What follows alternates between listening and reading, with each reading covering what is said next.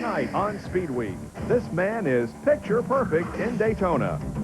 In a flash, this man grabs his first win. And this trio is ready for lights, camera, and action. SpeedWeek is next.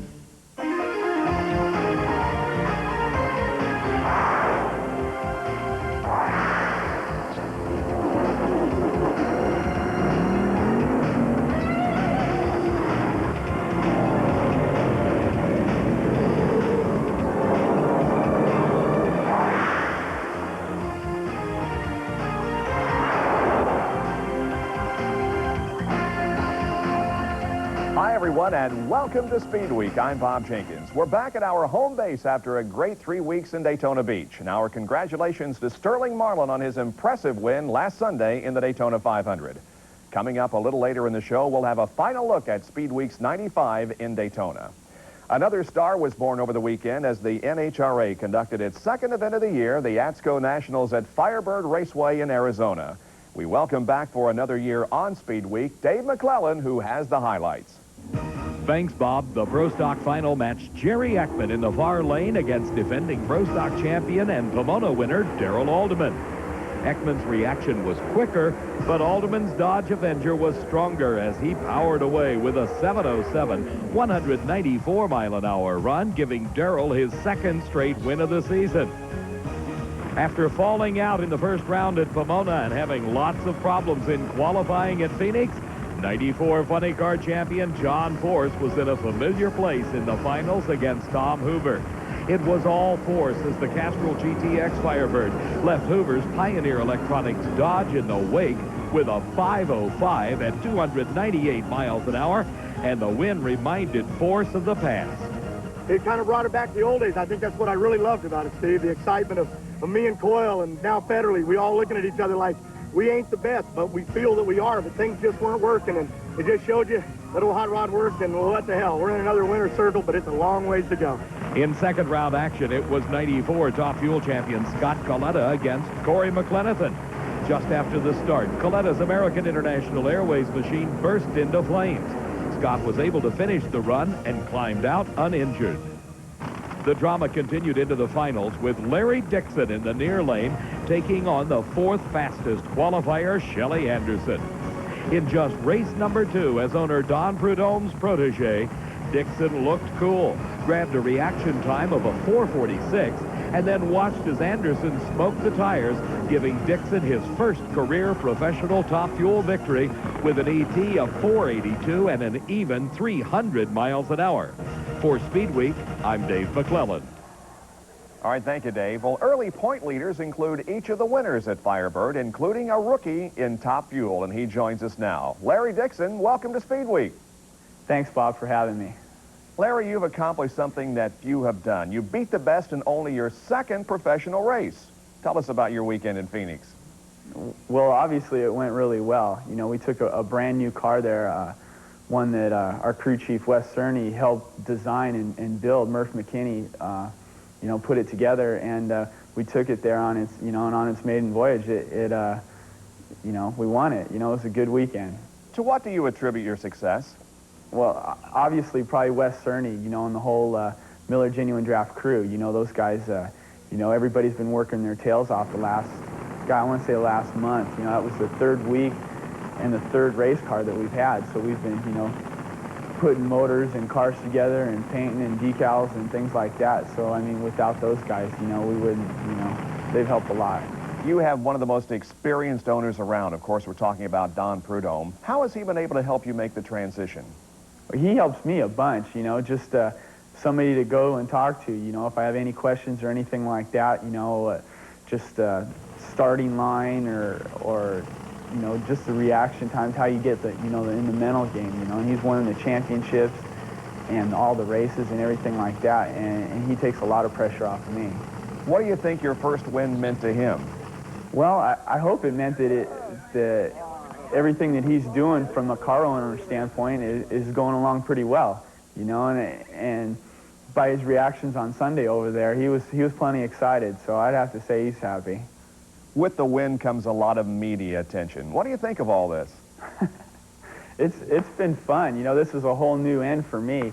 You know, I've been working on the car and the engines, you know, cylinder heads and things like that, you know, my whole life. So doing this is something brand new, and I'm having a ball. With 2 races and a win in the books, what'll be your focus now in the races upcoming? Probably the Christmas tree, you know, trying to be able to stay on the lights and the reaction times and things like that. You know, it's, you know, that's a new responsibility I got, you know, and, you know, just trying to be real focused when you go up there and race, you know, and have your head together. Larry, thanks again for being with us on the show. Best of luck. Thanks, Bob. I appreciate you having me. Well, the Chandler weekend also saw the return of Bob Glidden to the seat of his Ford Quality Care Pro Stock machine. Glidden, who suffered a near-fatal heart attack at Christmas, was not expected to return until mid-March. After qualifying 9th fastest, he eventually lost in the first round to his son, Billy. Glidden told SpeedWeek that he's been released from doctor's care and that his return to racing is permanent.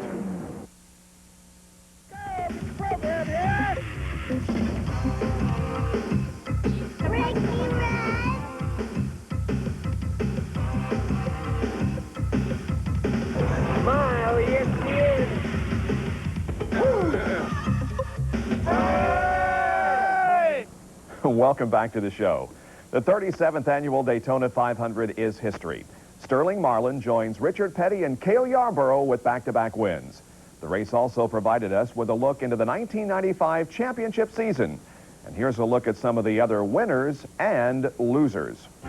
Even though he's 0 for 17, it's tough to call Dale Earnhardt a loser in this year's Daytona 500. He won the Busch Clash, a twin 125, the first leg of IROC, and with his second-place finish, a total Daytona payout of over $300,000 and a second-place seat in the points.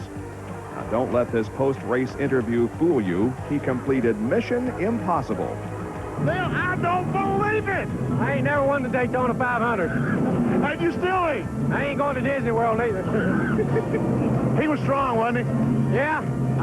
If I'd had a little help, I could have rattled him. I was better than he was through the corners, but he was better than I was down the straightaway. We put a little extra tape on there and got to run a little warm. Hey, it's the Daytona 500. I ain't supposed to win the damn thing. The Fords of Mark Martin and Ted Musgrave helped ease the strong showing by the new Chevy Monte Carlo. The Ultimate and drafting partners both played it safe in the final stages and rewarded owner Jack Roush with a 3rd for Mark and a career-best 4th for Ted. And a tip of the hat goes to Steve Grissom. With the help of veteran crew chief Buddy Parrott, the second-year driver finished a strong 7th, holding his own in the lead pack all day. Where there are winners, there must be some losers. For the 5th time, Rusty Wallace misses taking a 500 checkered by a mile. This time, an encounter with Bobby Hamilton as the two approached a caution. Rusty goes to Rockingham in 34th place. I can't believe it. I mean, caution flag's out. We're coming to the caution flag, and the guy never lifts and is wide open crashing in there. I mean, what's this, 4 in a row? Probably about 7 or 8, it seems like. But every time I come here, I got a good car, and some idiot runs over me. Jeff Gordon led 35 of the first 72 laps and looked to be Sterling's biggest threat. After the rain delay, Gordon continued to lead, but had a jack let go during a routine stop. His 22nd place finish will never show how strong this car really was. But in the end, the real winners were the fans. We were treated to 2 weeks of great racing and, most importantly, safe competition. Sterling Marlin's crew chief Tony Glover was awarded Western Auto's Mechanic of the Race honors. Marlin's Monte Carlo led 105 of the 200 laps, and the team took home over $377,000 during Speed Weeks. Each year at Daytona, our Speed Week staff likes to pick one driver to follow on race weekend. Due to our shortened program last Sunday, we were not able to let you spend the day with the Cranopus Haas team and driver John Andretti. Here's an inside look. Thanks. That was really good, and then all of a sudden it took off for the wall. Last lap. Something loose? I don't know. I thought a tire went down. That's what it felt like. It's not that. Are you sure, Joe Dan? You know how to read that gauge? I wish I didn't today. I wish I didn't either. Not like we have tomorrow to fix it. We got to find out why that thing just took off on me. There was an animal yesterday. Now, is it chained down? It was, well, let's put it this way. It's treacherous. It was evil at one point in its life. Everything that we can do to just get it a little bit better, a little bit better. We had to make some big changes to get it that close. You got to get right up underneath, right here. Right there. Right there. Right there, and then you go. Like that. Okay. Oh, what was that? Is that an Instamatic? That's going to wrap things up for today here at the Speedway. See you bright and early in the morning for tomorrow's 37th annual Daytona 500. Good night, everybody. Ready? I'm ready. I got to pull out and go to the back, so don't be surprised when I'm gone. But when if I do get back up. What are you going to do back there? Backup car. We're gonna go back 40 seconds after the first. Yeah, we have to. Because we use a different car. Because we use the backup car. Hey, Carl. Have a good day. Yeah? Bring it home. I was 24.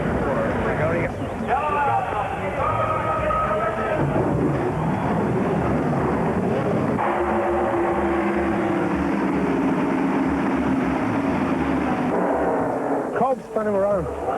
Jerry Cope, 12, spinning around. Not our fault. Huh? Not our fault. No. I think we're wasting our time now. No. You got to do it because of the points. Tell Buddy, Richter is controlling. He can't do a thing. He just can't hear. I talked to Buddy. All right, no. He told me to come to the... Well, the extra laps did pay off, at least in track time for John. He finished 27th, but completed 197 of the 200 laps. The NASCAR Winston Cup Series moves to Rockingham, North Carolina this weekend for the Goodwrench 500. My colleague Benny Parsons joins us now with his race forecast. Benny? When you look at the Goodwrench 500 at Rockingham, it's easy to pick last year's winners, Rusty Wallace and Dale Earnhardt, as the pre-race favorites. Another driver that can't be overlooked is Rick Mast. He finished third and second in last year's races at the Rock and should turn in another strong performance Sunday. Now, looking at the rookies this season, I'd have to think Ricky Craven and Robert Presley have the best shot to perform well this weekend because of all the laps they've run at Rockingham in the Busch Grand National Series, while Steve Kinser and Davy Jones have never run a competitive lap on this tough one-mile track. After the Goodwrench 500, we move on to Richmond, the first short track of 1995. I'll join you next Friday night on SpeedWeek to give you my picks for the Pontiac Excitement 400. This edition of Benny Parsons' Pit Row Tips is brought to you by Pit Row Reports, the fantasy motorsports challenge that allows you to manage your own racing team. Remember, folks, you have until March 8th to enter the first lap competition. Call 1-800-4-PIT-ROW for all the details of the 1995 Fantasy Motorsport Challenge and your subscription to Pit Row Reports.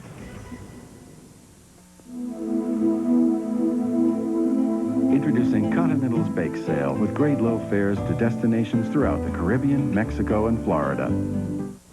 In last Saturday's Busch Grand National race at Daytona, Chad Little earned his first career Busch Series win in a remarkable effort that began with a provisional 42nd starting spot. And for former Washington Redskins quarterback and now car owner Mark Rippon, this Super Bowl was like no other. Usually the ones that run the fastest. Started about 5 years ago. Chad invited me down to a race in Rockingham. Chad's a high school buddy of mine. Played football against him. Went to school at Washington State. You know, he was a big football player on campus, and I was racing at the time. And since we were from Spokane, we really just started hanging around together. And I was never a race fan prior to it. Once you get here, the atmosphere, and actually watch these cars go around the track, you become hooked real easily. I just got him interested. He came to, after coming to a couple races, I asked him if he wanted to get involved from the ownership side. Mark's used to pressure situations, and obviously this is a pressure deal. He's used to making quick decisions under pressure. That's what you got to do here. I think he understands probably what it takes to be a good coach or a good owner because he's been a good player. So normally those guys make the best owners.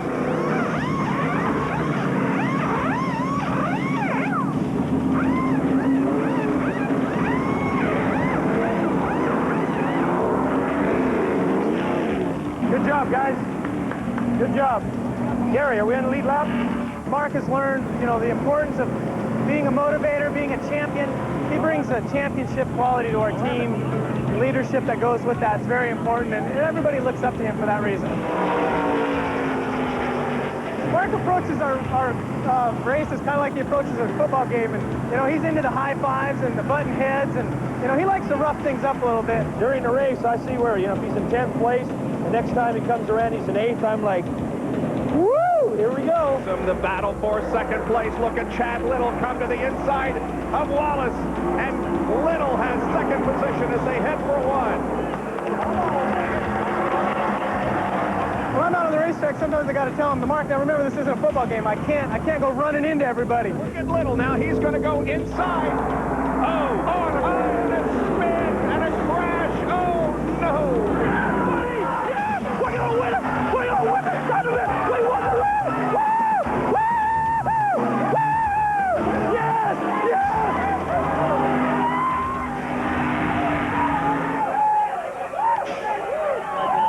This is unbelievable. You know, 3 years ago winning the Super Bowl is a great thrill. We get as much kick out of this, especially for the guys, you know, in this team that works so hard. And this last Daytona story also has a happy ending. With 4 laps to go in the ARCA 200, Andy Belmont took one of the wildest rides we've ever seen, only to climb out of the car uninjured. What he didn't anticipate was the attention and the phone calls the crash brought him. Unbelievably, the crash may be the biggest thing that ever happened because of the fallout with the interviews and so on. We've been offered some Winston Cup opportunities. We've had no less than 30 people have handed their business cards wanting us to endorse their products. So when I get home and it's all sorts out and we get back to the shop, but I can kind of sit back and take a breather and look at all this and say, is this real? I mean, right now, just pinch me because I'm just still wondering if this is really happening. But it's been a tremendous, only at Daytona, only at Daytona.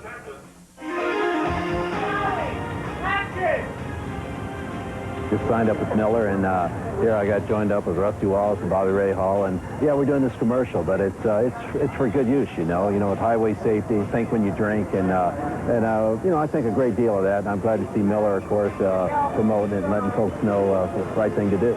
Commercial making is all part of the Miller Brewing Company. We're out here to do don't drink and drive commercials, and it's a neat deal. Bobby's out here, and Perdome, and all my good friends, and so it's a lot of fun. A car is a great thing when operated properly, but if operated improperly, it can be a very deadly piece of equipment. So, you know, I hope that message gets across and it helps people.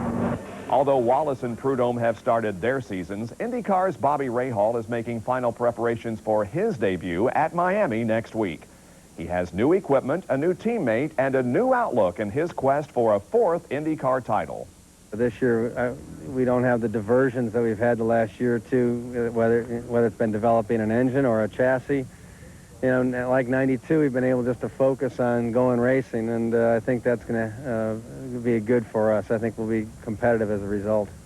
Those diversions created a winless span of 31 races since being crowned champion in 1992. Rahal had to abandon his own chassis after failing to qualify for the 500 in 1993.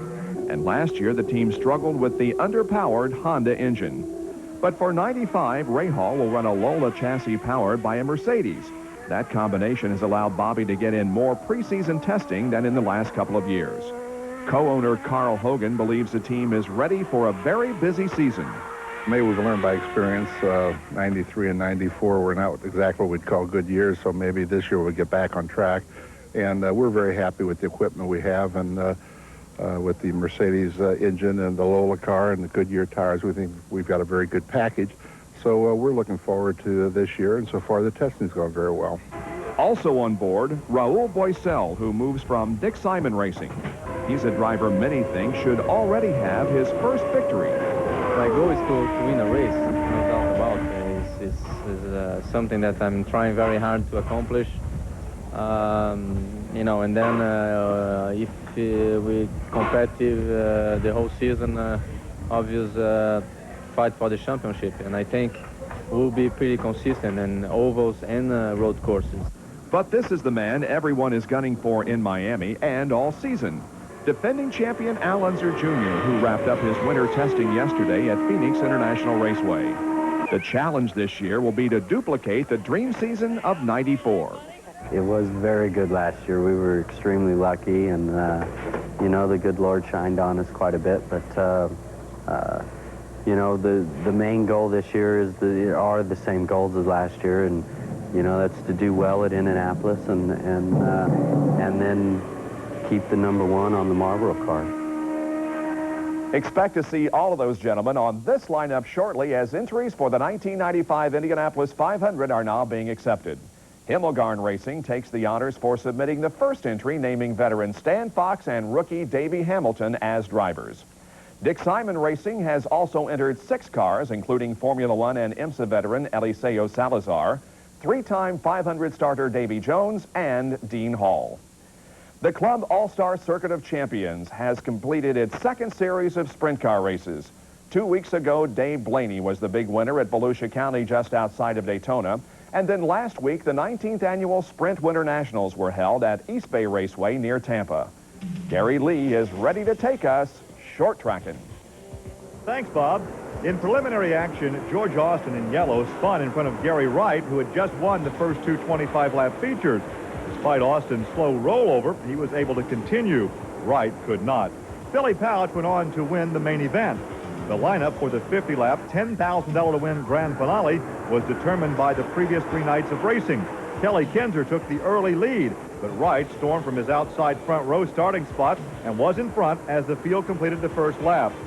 A red flag halted competition when San Rodriguez in red tangled with Joey Saldana. Neither driver was injured. In fact, Rodriguez continued. It looked as if Wright would make it 3 wins in 4 nights, but he jumped the cush in turn 3, allowing Lance DeWeese in 461 to grab the lead and the eventual win. For SpeedWeek, I'm Gary Lee. All right, thanks, Gary. Now here's a look at the CarQuest racing calendar with events coming up.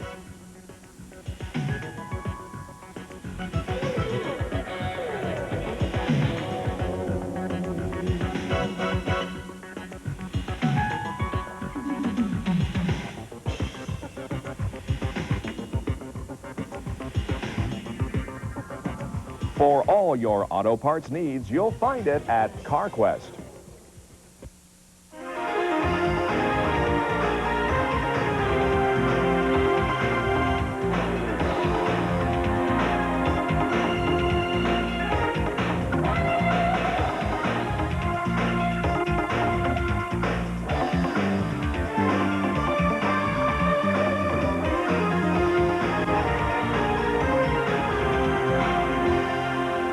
We're just about out of time, but would like to remind you to join us at the same time next week, Friday night, 12:30 a.m. Eastern, 9:30 p.m. Pacific, as we'll preview the IndyCar season opener at Miami.